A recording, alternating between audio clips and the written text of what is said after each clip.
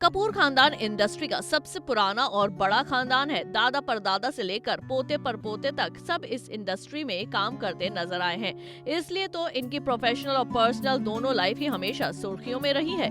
Kapoor family के हर member के बारे में जानने की इच्छा फैंस में शुरू से ही रही है। और बता दें कि इस परिवार से ताल्लुक रखने वाले हर शख्स की अपनी ही एक अलग स्टोरी है। चलिए आज शम्मी कपूर के बारे में आपको बताते हैं, जिन्होंने पहली शादी अपनी मर्जी से की और दूसरी एक शर्त पर। तभी उनके बच्चे भी अपनी सौतेली माँ को कहते थे कि जो उनकी माँ ने किया शायद ही कोई महिला ऐसा करना चाहेगी। शम्मी कपूर ने 2 शादियां की थी, पहली गीता बाली से और दूसरी नीला देवी से। गीता बाली को उन्होंने दिल की गहराइयों से चाहा था और उनसे शादी करने के लिए घर वालों से बगावत की थी। आखिर सब मान गए। शम्मी और गीता के 2 बच्चे हुए, बेटा आदित्य राज कपूर और बेटी कंचन कपूर। लेकिन गीता के साथ उनका रिश्ता शायद किस्मत को मंजूर नहीं था। चेचक की बीमारी के चलते गीता बाली महज 35 साल की उम्र में दुनिया को अलविदा कह गयी। गीता के जाने के बाद शम्मी अकेले पड़ गए थे, लेकिन वे किसी और को अपनी जिंदगी में लाना भी नहीं चाहते थे।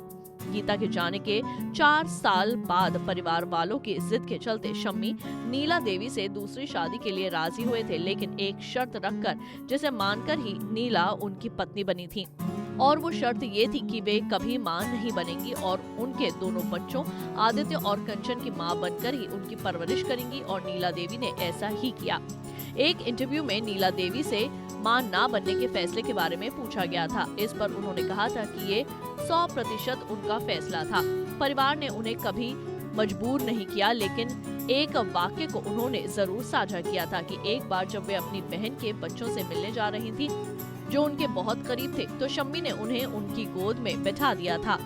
उस समय तो उन्होंने कुछ नहीं कहा, लेकिन घर आकर उन्होंने कहा, मुझे उस दिन सबसे ज्यादा खुशी होगी जब मैं कंचन और आदित्य को तुम्हारी गोद में देखूंगा। तब नीला देवी ने ये फैसला किया कि वे ये सुनिश्चित करेंगी कि शम्मी के बच्चे उनके बच्चे बने। उन्होंने कहा, उस दिन मैंने फैसला किया कि मैं ये देखूंगी कि वो मेरे असली बच्चे बने, और उन्होंने मुझे निराश नहीं किया। वो दोनों अद्भुत रहे। मुझे इस बात का एक बार भी पछतावा नहीं है कि मैं माँ नहीं बन पाई। उनसे ये भी पूछा गया कि क्या शम्मी कपूर ने उनसे अपने फैसले पर पुनर्विचार करने के लिए कहा, तो उन्होंने कहा, उन्होंने मुझसे कई बार पूछा कि तुम क्यों नहीं चाहती। तब मैंने कहा, मैं अपने बच्चों के साथ बहुत खुश हूँ। खुद शम्मी कपूर के बेटे आदित्य ने एक इंटरव्यू के दौरान बताया था कि वह नीला देवी थी जिन्होंने घर में मेरे लिए वे जगह बनाई।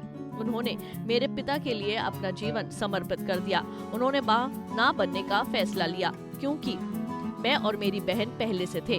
कोई भी हिंदू महिला ऐसा नहीं करेगी। बोर्डिंग स्कूल से मैं अपने पिता को धमकी भरे खत लिखता था। मैं उनसे कहता था कि मैं स्कूल से भाग जाऊंगा। मैंने उनसे कहा था कि वे अपनी इच्छा अनुसार किसी भी महिला से शादी कर सकते हैं, लेकिन मुझे माँ चाहिए। नीला देवी ने उस जगह को भर दिया। नीला देवी को बेहद सादगी भरे लुक में ही स्पॉट किया जाता है। वैसे वे लाइमलाइट की दुनिया से कोसों दूर रहती हैं, लेकिन फैमिली फंक्शन में वे कभी कभार नजर आ जाती हैं।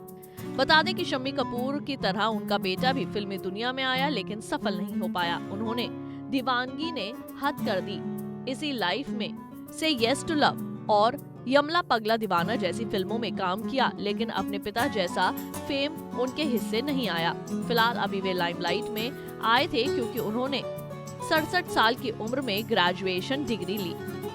उन्होंने Indira Gandhi national open university से स्नातक की डिग्री ली और आगे एमए की तैयारी में हैं। उनका कहना है कि पढ़ाई बहुत जरूरी है। वे बी टाउन नगरी में कम ही दिखते हैं। वे बिजनेसमैन हैं और गोवा में रहते हैं। शम्मी कपूर की बेटी कंचन कपूर ने बिजनेसमैन केतन देसाई से शादी की। वे भी लाइमलाइट से दूर ही रहीं।